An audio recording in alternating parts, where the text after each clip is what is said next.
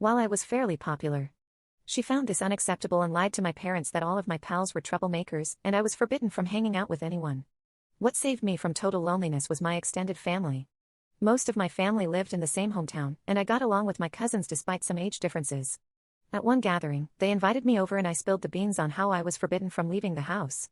When asked why, my kid self with no filter replied that it was because I wasn't allowed to have pals since my sister didn't have any. My parents found out pretty quickly and had a big argument with our extended family, and as expected, I was grounded for complaining.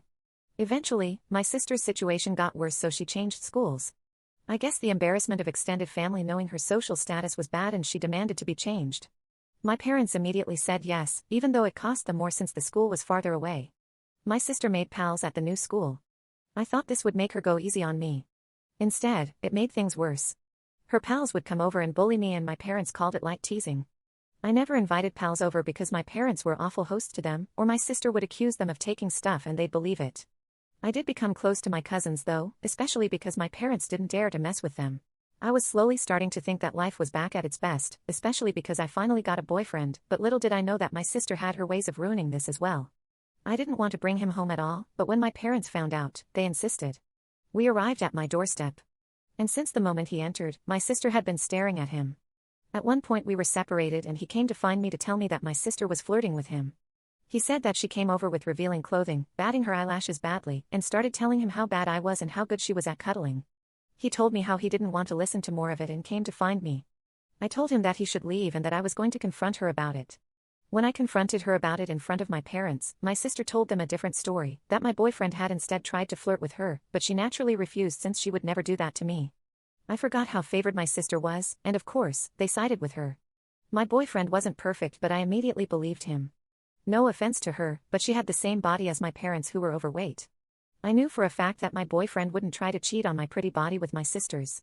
I argued back and forth with them, but my parents prohibited me from dating such a terrible boy. We tried keeping our relationship a secret but failed to do so because my boyfriend wanted to get touchy once in a while. I ended up dating a different guy, but history repeated itself and the same story took place. I tried pointing out how this happened again, but they decided that meant I was incapable of making good choices and kept picking bad boyfriends. My new boyfriend was traumatized from this experience, so he broke up with me.